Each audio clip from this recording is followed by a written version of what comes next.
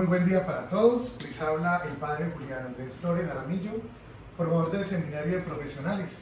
Yo los voy a acompañar en esta aventura que es el Evangelio de Marcos a la luz del seguimiento discipular.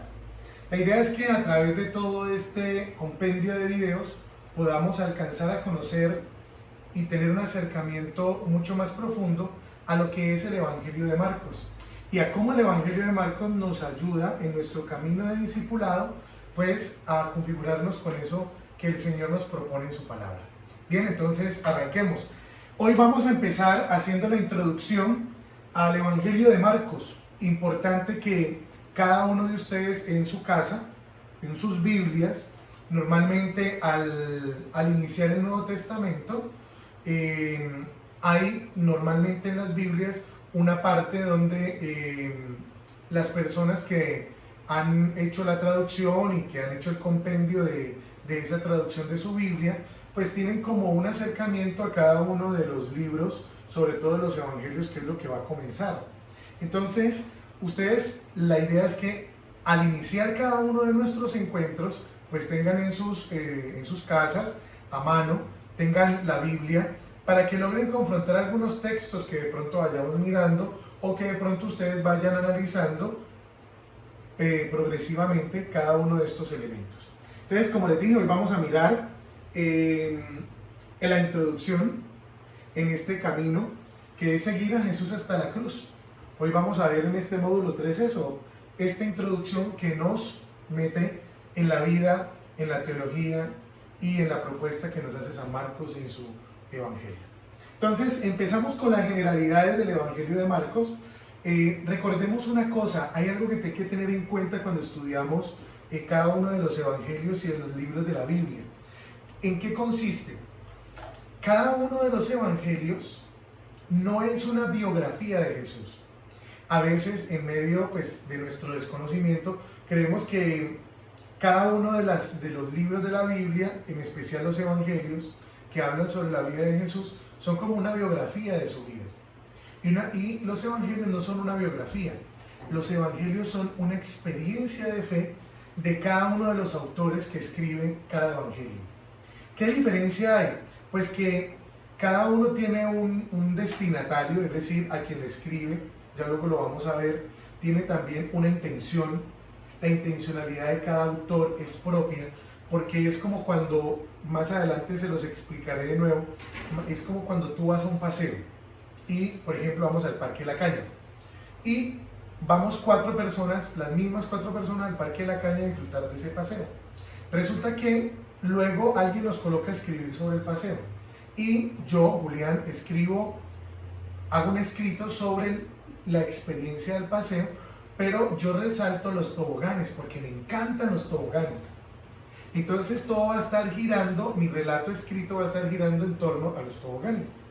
Pero resulta que Pepito, que fue conmigo al Parque de la Caña y disfrutó de lo mismo, pasamos el mismo tiempo, los mismos lugares, lo que más le gustó fue la piscina de ola. Entonces, cuando escriba su experiencia en el Parque de la Caña, pues todo lo va a escribir en torno a la piscina de olas, que fue lo que a él más le llamó la atención y lo que más le gusta. Resulta que María lo que más le gustaron fueron los lugares donde la gente se broncea. Entonces todo su escrito va a estar orientado a eso.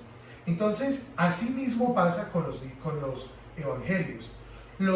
Cada uno de los evangelistas escribe de una manera particular, resaltando los elementos que a esa persona, según la experiencia de Jesús y de fe que ha tenido, pues le parecen más relevantes.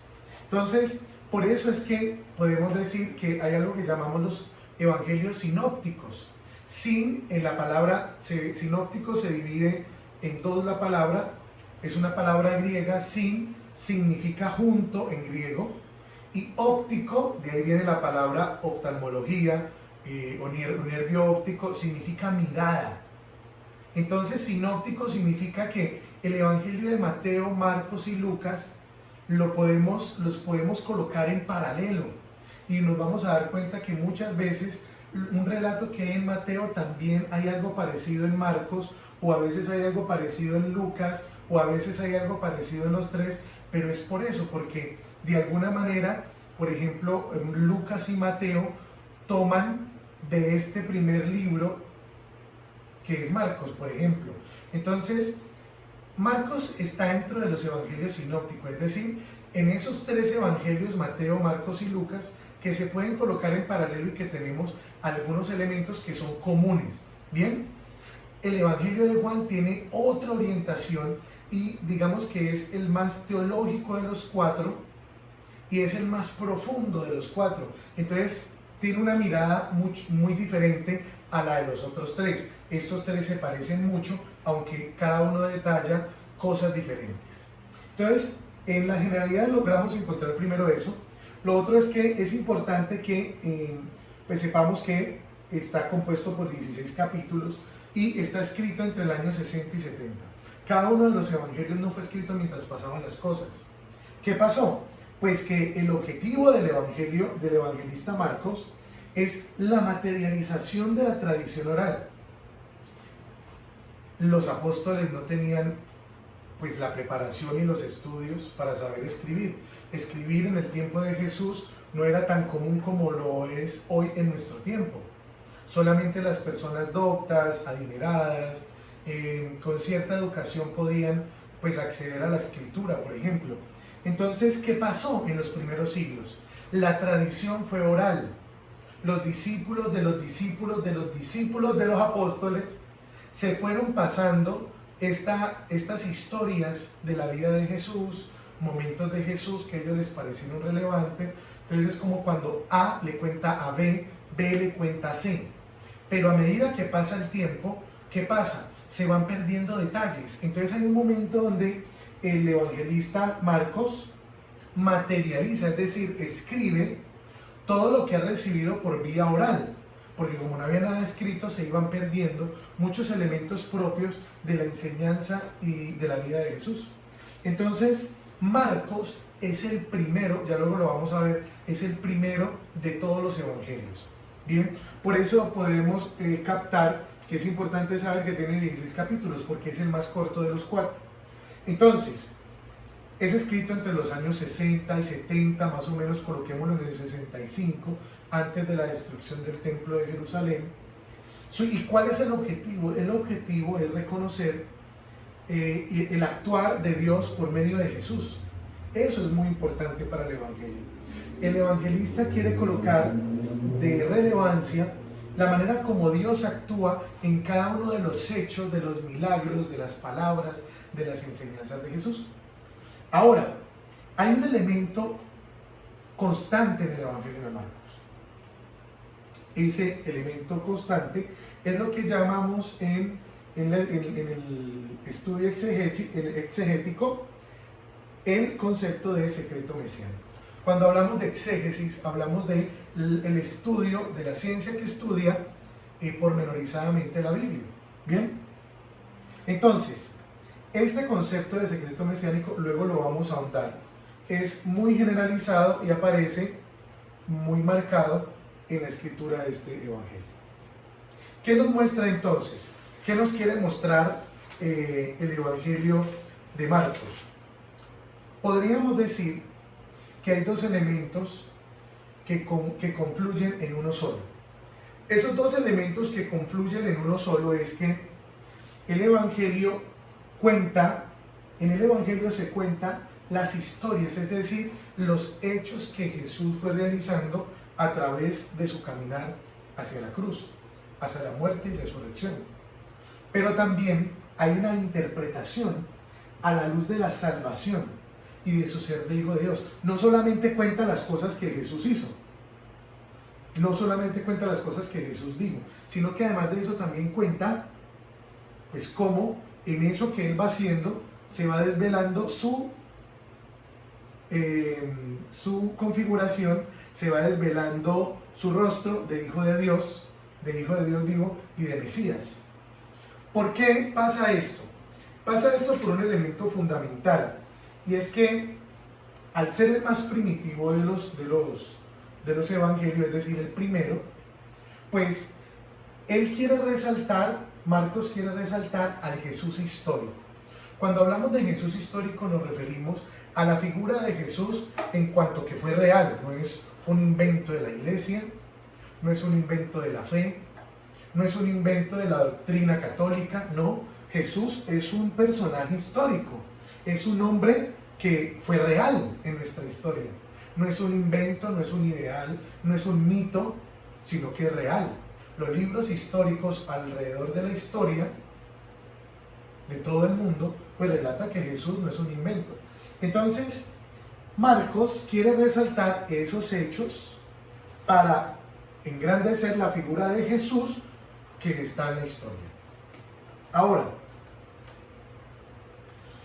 en ese relatar, Marcos quiere vencer un peligro inicial en las comunidades.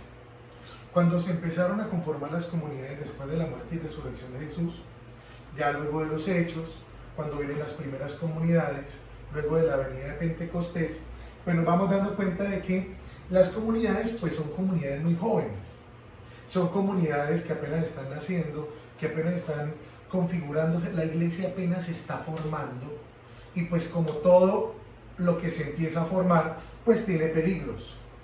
Uno de los peligros iniciales que se veía al principio de las primeras comunidades era separar las dos naturalezas de Jesús.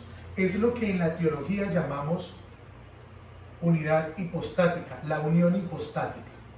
¿La unión qué? Hipostática. ¿Qué significa eso? Significa que Jesús tiene las dos naturalezas, la divina y la humana. Porque empezaron a haber herejías en los primeros siglos de la iglesia, donde algunos decían que Jesús tenía apariencia de hombre, pero era solamente divino, o personas que decían que no era el Hijo de Dios, simplemente como una persona, un profeta que había venido, que había hecho obras y milagros, pero que no era Dios. Entonces, esas herejías fueron empezando a ser combatidas cuando se empezó a definir la doctrina y también la vida, la enseñanza y la teología alrededor de Jesús y de la misma iglesia. Entonces, ¿cuál era uno de esos peligros que este evangelio quiere vencer? Que se separen las dos naturalezas, que no digan Jesús solamente fue terrenal, pero no es el Hijo de Dios. O lo contrario, que Jesús fue divino, pero no fue un ser histórico, no fue un hombre histórico, no fue una figura histórica.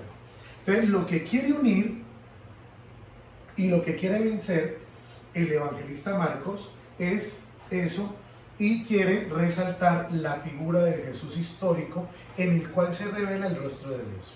Ahora, hay otros peligros que también quiere esclarecer.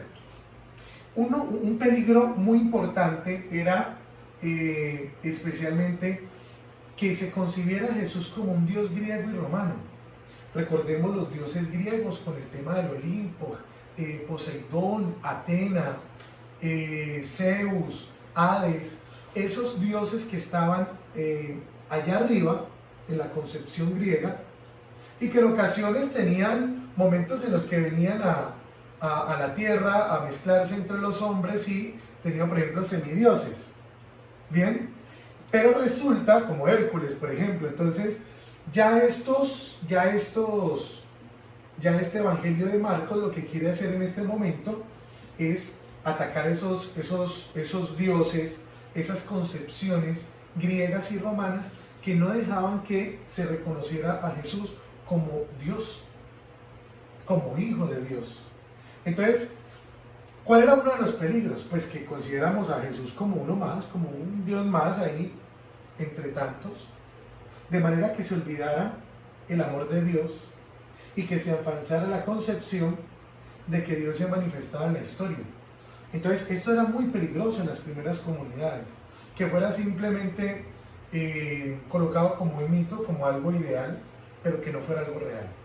El otro peligro que quiere esclarecer Marcos es que se confunda a Jesús con hombres divinos. Hombres divinos hoy en día podemos, por ejemplo, nosotros identificarlos, por ejemplo, con superhéroes, ¿sí? Por ejemplo, en este tiempo aparecían personajes o personas que hacían milagros o personas que tenían una muy buena elocuencia, pero resulta que eran hombres que eran considerados charlatanes, ¿Por qué? Considerados charlatanes porque no eran lo que decían que eran. Entonces, así como uno hoy en día puede, por ejemplo, considerar los superhéroes, pues lo que Marcos quiere hacer en ese momento, en ese tiempo, es que Jesús no sea considerado, por ejemplo, como un superhéroe. No, Jesús es el Hijo de Dios. Y no es un milagrero cualquiera, o cualquiera no es un milagrero. Es alguien que a través de sus obras y hechos manifiesta el amor de Dios. ¿Bien? Y lo segundo es que Dios se ha encarnado para levantar nuestra condición. ¿Por qué es importante esto? Porque nuestra doctrina de fe, nuestra fe es la única que concibe que Dios se hace hombre. Es la única. Nuestra religión cristiana, católica, nos enseña que Dios se hizo hombre. Eso no lo conciben otras religiones. ¿Por qué? Porque hay una dicotomía, hay una división, un dilema, porque no pueden decir que Dios se puede untar, por ejemplo, por así decirlo, de esa condición pecaminosa o impura de nosotros. Ahora, la palabra nos ha enseñado que Él se hizo semejante en todo a nosotros, menos en el pecado. Una cosa es que se hubiera hecho como un hombre, otra cosa es que hubiera pecado, y eso no es lo que pasó con Jesús. Jesús se hizo hombre, pero el pecado no hizo parte de su vida. Ahora, aparte de estos peligros que hemos hablado, podríamos decir entonces que, en resumen, Marcos nos muestra a Jesús como, primero, nos muestra a Jesús como el Hijo de Dios con poder absoluto. Jesús es el Hijo de Dios que con su poder viene a salvarnos. ¿Y qué es lo otro? La otra cara. Aquí hay una lucha de contrarios. Primero nos muestra a Jesús como el Hijo de Dios todopoderoso, absoluto de poder, que vence el mal, que vence el demonio. Pero también nos muestra a Jesús como un hombre débil, ojo, que se entrega por los pecadores. Eso es una contrariedad. ¿Cómo puede ser Dios tan grande, tan poderoso, tan absoluto, pero a la vez también puede ser aquel que es entregado al poder humano? Es contrario, pero es lo que quiere resaltar Marcos. Marcos quiere resaltar que Jesús, el Hijo de Dios, se hace hombre, que se entrega al poder de los pecadores y por los pecadores, pero por eso no deja de ser el Hijo de Dios con poder absoluto que vence el mal en la cruz. Ahora, hay tres elementos marcados del Evangelio de Marcos. Recordemos que estamos en la introducción. Los tres elementos marcados son, ya lo hablamos, el secreto mesiánico.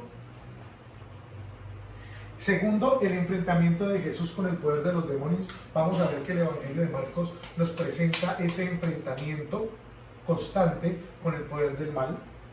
Y lo tercero, los milagros de Jesús para arrancar al hombre del pecado, del poder del pecado.